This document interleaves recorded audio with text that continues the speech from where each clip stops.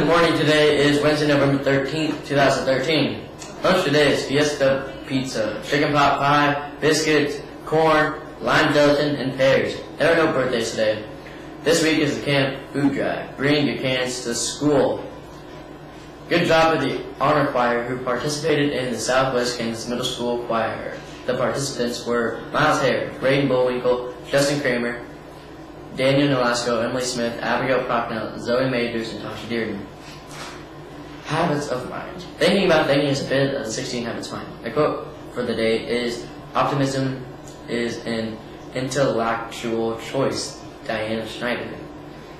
Today in history, Congress revises the Neutrality Act of 1941. And Mr. Fox, I do believe we've learned about this in your class, but I'm not sure.